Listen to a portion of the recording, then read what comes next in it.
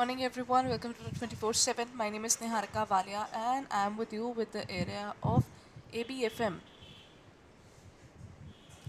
Okay, so let's talk about it today.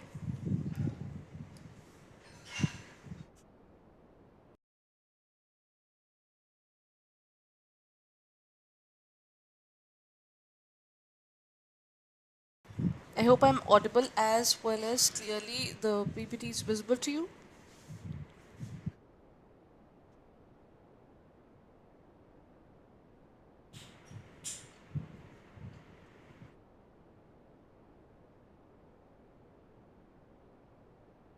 Okay, so we are all sorted. As well as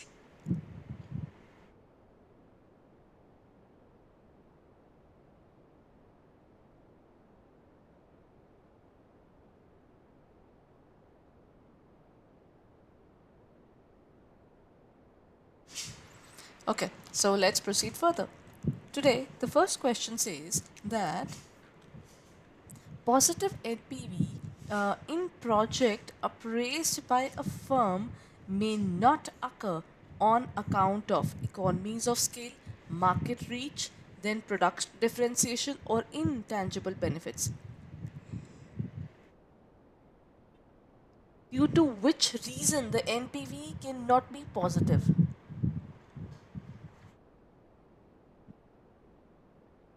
See, the positive NPV can be definitely because of economies of scale when you produce at a higher uh, you can say you can at a broader and a bigger level, I would say, there then the cost of per unit declines.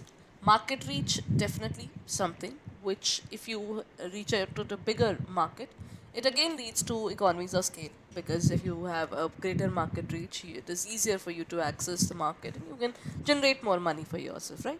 Product differentiation is also something, because whenever you are trying to sell something, you will get it. When you're trying to sell something and that's very unique in nature, what will happen? Ultimately, people would be definitely interested in buying it. That's the rule of the market. If you have something unique and you want to sell it, you sell it at a higher price. That means it's a unique differentiation. And the last is intangible benefits. This does not cause a positive NPV directly. So that means that positive NPV does not occur due to the point D. Rest everything becomes a reason due to which we have a positive NPV. Next point, in case the projects are divisible under capital rationing, an appropriate project appraisal method is NPV, profitability index, IRR or payback period.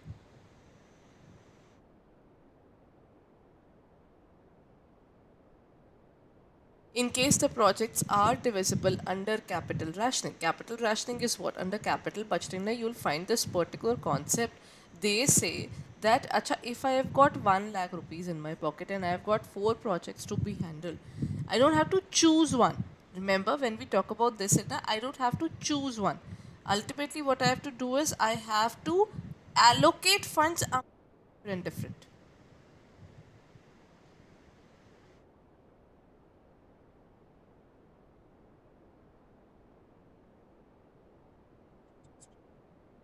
I don't have to choose one. Remember, we don't have to choose a specific one that this is something that I'm going to do. Under capital rationing, we will allocate the funds to different areas. That means all the projects are gonna fight for the particular greater chunk of cake. You will find the greater chunk of cake is a greater chunk of capital which they are running forward towards. है ना? Is it NPV, the net present value, the profitability index, or internal rate of return method, or the payback period method?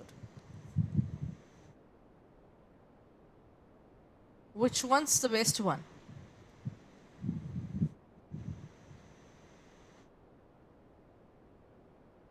The question says, in case the projects are divisible under capital rationing, the project appraisal method to be used is called the profitability index. Okay? Overall, even NPV can be used, but in this case, you will use the profitability index.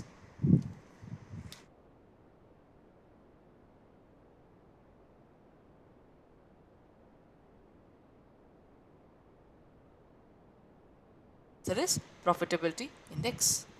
Okay, next point. Permanent working capital is generally financed through. How do we finance the permanent working capital? Now, what do you mean by the permanent working capital, everyone? The permanent working capital can be the capital which is basically going to be in the organization for on a daily basis. It's not something it's going to stay forever. No, permanent capital means the capital which is going to be there on a daily basis, because working capital is the day to day capital that we need require. It is how do we finance the permanent working capital? Through long term capital funds, through government assistance. Sorry. Then internal finance or the short term loans and from the banks. See, permanent working capital means the capital that we require on a daily basis, है ना? That means this money should be there in our pocket in any case, in the good or bad, both the kind of days. So it's way better that we keep it for the long term loans rather than using it for the government assistance. Government assistance can sometimes it's not persistent, everyone. There's subsidies and all. You don't know by what time you'll be receiving it. So you'll be just empty handed at that point of time. Internal financing, how can we use our savings every now and then? And at the same time, short term loans, the short term loans have to be repaid back, है ना? They have to be repaid in any case as early as possible. There's only one particular solution, that is the long term capital funds is the only thing here which is permanent, which is there for the business for a longer period. So why should we really have a situation where we are trying to use funds which are not going to be there on a daily basis? Right? Why to take that risk of having money which is basically not used on a daily basis? Then working capital would not be there and the organization would be shutting down till the time they don't have the money. So it's of no use to use the daily money for that. It's way better to use the long term funds, because we'll have to repay this money over a span of time, and that too a longer span. है ना? That is long term capital funds. Next question. Which of the following is not included in the model of the systems approach of the human resource management? First is human resource planning, number 2 is recruitment and selection, number 3 is performance appraisal, number 4 is departmentation. Sorry, departmentation. Acha, which one of these following is not the model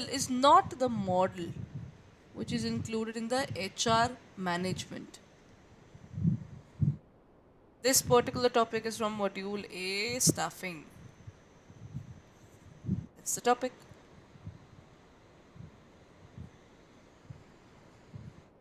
Which is not included. See, HRP is an important part. HRP is basically to plan. How can we keep people in the organization and we don't even know them, right? Recruitment and selection, they are the basic facets of staffing. In our book even, in the IIBF book even, they have specified recruitment and selection as among the facets of staffing. Then comes the performance appraisal. Then we have departmentation. Actually, performance appraisal is looking at the person, because he's gonna ask you, when am I getting my promotion? When I can expect my incentives? So we have to see what he's doing now. Only then we can give them the increments, right? So in this case, the correct answer would be departmentation. Okay? The correct answer is departmentation. Next point. It is generally easy to measure the performance of the industrial relation manager, research development manager, salesperson, or all of the above. See, you cannot check the work of industrial relation manager. How can you ask them, Acha, have you maintained cordial relationships among these four groups? Good. There were two fights in this particular week, and then there was two resolutions that you made. Then there were four minor fights among the different groups. So you're not good. So you cannot specify and quantify these people. Then research and development manager, he might take even 10 years to bring up something which is super cool, and that can be sold anything. It's a hot selling cake in the market. The research and development manager cannot be quantified at all. You cannot say this way ki, he has given 100% of it just because he gave so many things in this particular time period. His work can be super phenomenal. It would be very good at any point of time, and at any point of time he might be giving up. He is not bringing up something really good in the market. It's not in our control. Not in his control, actually. Then last is salesperson. Salesperson is something that whom we can see. See if they are meeting the sales targets, we have given them the targets and they are meeting those targets, cool. He's going good. Otherwise he's not going good. Simple. So basically he can be quantified, others cannot be. This can be taken from the area of the benchmarking or in terms of the area of module A only, right? When we determine the particular goals controlling. Acha, next point is regarding dividend. A view that the dividend policy of the firm has a bearing on share valuation advocated by James E. Walter is based on which assumption? See, retained earnings is the only source of finance. Cost of capital does not remain constant. Return on investment fluctuates or all of the above.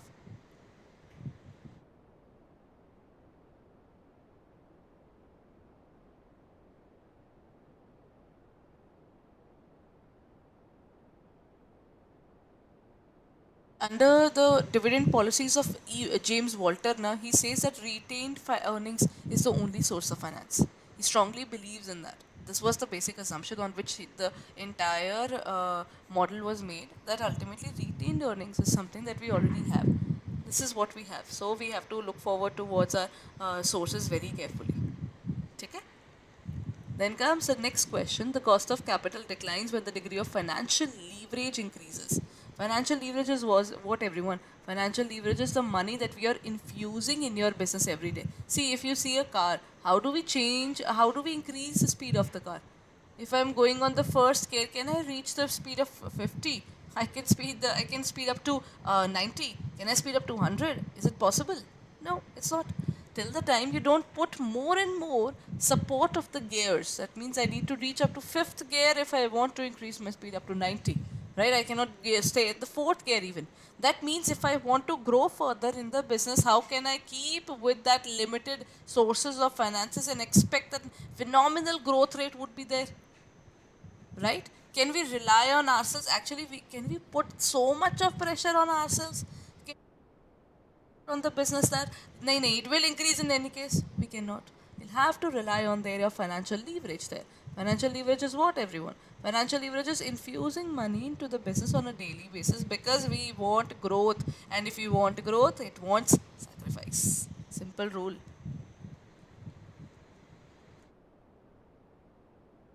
No? So is it given by is this the net operating income approach, net income approach, M&M approach, and the traditional approach? It is Moth, Gilani, and Miller approach. So when we look forward towards financial leverage, the correct answer is the net income approach. It's called the net income approach. The next question. Okay, there's a little trouble there. I'll just adjust it for you. Induction of employees. What do you mean by induction of employees, everyone? This is something that we were discussing in one of my classes there. So if anybody is there from that particular batch, they'll be able to get through. Induction is what? Is it basically organizational awareness, training program, introduction, or assignment of duties? When we talk about induction, no, induction is basically generally making people sit and talking to them. That's a, what do you want exactly? Like, what do you want? Be like, Acha, I've just come in the organization. Let me know na, where the things are. If we do not know where the things are exactly, how can we work upon that? Right? So then he'll be working upon all these things. So in this case, the correct answer would be introduction. Okay, here comes the next question. This is something that I've told you earlier that this is an important topic. The processes being asked in the examination, and that too, not only the process, they would be also relying upon you in terms of the sequence of this particular steps. This is regarding stuffing. So look at it. I think this can come as a case study that which one would be what exactly. You know, which of the following steps are essential in the staffing process? They can ask you the entire staffing process. They can ask you which is the second step, which is the fourth step, which is the fifth step, and they can also ask you the complete sequence as well. So there you have to be very vigilant. Okay, hiring the right kind of people, then firing the non-performing employees, then the developing skills of the employees through training, collective bargaining, and the maintaining the employees by creating favorable conditions of work. If I know about staffing now, staffing is all about bringing positive people into the organization, retaining people, and training them further. See, hiring the right kind of people is the ultimate answer. Firing the non-performing employees is never the scope of staffing. Staffing was never pessimistic; it was always a positive thing. Then developing skills of the employees through training. Again, we want to make them better. Why would we want that we get the poor people, or I think poor performing people, and that too the people who are not going good in the organization? Why would we think about that? Nah, we'll develop the skills further. Once they're in the organization, we are already spending a good amount of money on introduction, their training in XYZ. Why would we put more pressure on us? We'll be trying to develop their skills, nah? So we'll be kind of getting money out of them. There is collective bargaining. This is not the one. Collective bargaining is where they can come up and they can actually ask a number of demands to the organization. Last is maintaining the employees by creating a favorable condition of work. Again, this is required. This is where, see, if I tell you that if I go into an organization, the organization is paying me good, right? The organization is paying me good, but they are like, whenever I need an off, they're not giving enough. The women who are on maternity leave, they create a lot of fuss for them, and at the same time, they are under a radar that they can be removed from the organization. The people who are taking leaves because of some medical troubles, they are not given support by the organization, and that too, there are chances that these people can also face problems. So ultimately, when the organization is not giving that support or the employee security to them, why would they be doing anything? Isn't it? So in this case, it would turn out to be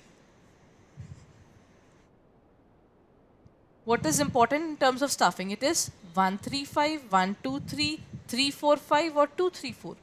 Okay, this is 1, 3, and 5, right?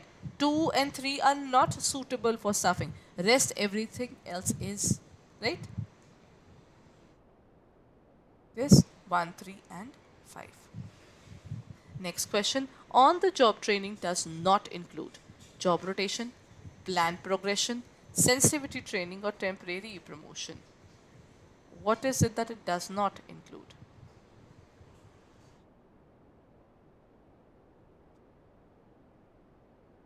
On the job training means while you're doing the job, you are learning something. Job rotation is a part of it. You are made to sit into different seats, and then you learn the different work. So it's a part of it. Planned progression is basically slowly, steadily. You are looking forward towards your progress. Sensitivity training and temporary promotion. You are given a better promotion line for the day or a little while so that you can actually learn the work. Then comes sensitivity training. Now, this was the last point which I didn't explain. Sensitivity training is that I will not put you to the work directly, but I'll make you sit and do some dummy things for me. Right? I'll be training you off the field there in terms of the job field that you are in. I'll have to train you further because ultimately I cannot really push you on all these things. So it is basically the sensitivity training. Comes the according to the McClelland's needs theory, which of the following is not a motivational need? McClelland's need theory had 3 points there. So which one is it?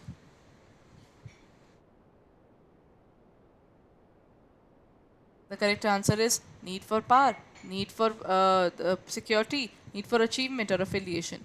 See, in this case now we are looking forward towards power, achievement as well as affiliation. It is basically POW. The function of McClelland's theory is POW, ACH and AFF. Okay? So in this case, the correct answer is security. Security is not a part of it. Maslow's need hierarchy theory talks about it. With the McClelland's theory is all about achievement in terms of affiliation and then power. We want power so that we can. It satisfies a particular person's thought process. No? It just says the more power you have, the more satisfied you are. Right? Then the next point comes achievement. When you are having power and you are achieving something that boosts up your confidence further. And then at the same time, if you have got both of these now, then you want affiliation or approval of the people, approval of the society. You want more people to be attached to you. You want more and more people to be talking to you, right? There is affiliation. So that's it for the day, everyone. And chaliye, Let me show you where to go if you're looking forward towards a CIB preparation. In terms of CIB examination, I've seen many people right now thinking a lot about their examination. I understand you are definitely under stress because the examination is approaching. But what is it that you are going to do now is more important than being panicked about the examination approaching and huge amount of syllabus being there. I understand that part because being a student, when we used to prepare for all these examinations, there was a huge amount of pressure. At the same time, the additional pressure is because you are also having a family and also you are working. So, all those aspects are there. But the fact is, what is the point that you are doing right now? Because you have filled up the form, now you're looking forward to it.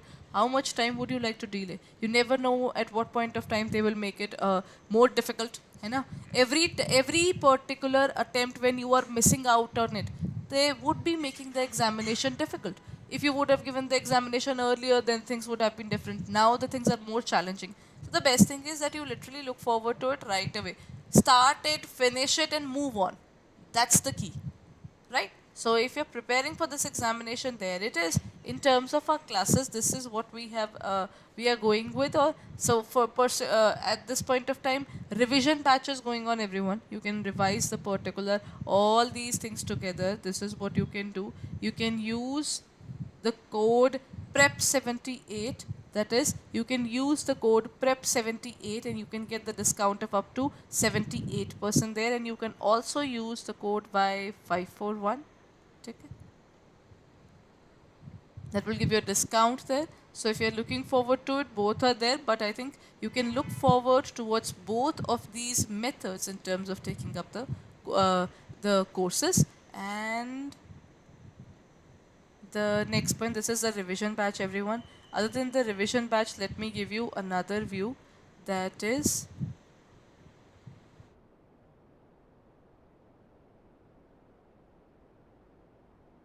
JIB Mahapack. Sorry, JIB and CIB Mahapack. In the CIB Mahapack, na, abhi it is a double validity going on. That means if you'll purchase it right away, na, look at the price, the price there. The price in terms of this Mahapack is 6809. If you'll buy it, you can use the code PREP78, right? PREP78, if you'll use it, you will get a discount and it would be of the area of 6809. And if you are using the code by 541, you can also get a discount further there, right? It can be up to 6190. So depending upon the scenario, that whatever code you would like to use there, it would be for 6 plus 6 months, right? It's for 12 months overall. If we talk about the entire scenario, 12-month validity is there. That means a win-win situation. You pay for one and you are getting paid for an entire year for your preparation. All the classes are covered here, and plus point, not only the classes but also the elective subjects are also covered. Not only the electives but also the test series is also there. Plus the previous batches which have already gone by, they are also accessible to you. You are not limited only to English medium. You can also review bilingual batch, any revision batch, any numerical batch, whatever we are coming up, everything would be opened up for you if you look forward to this particular Mahapack at this point of time. So prepare well, everyone. We'll be meeting tomorrow at the same time at 7.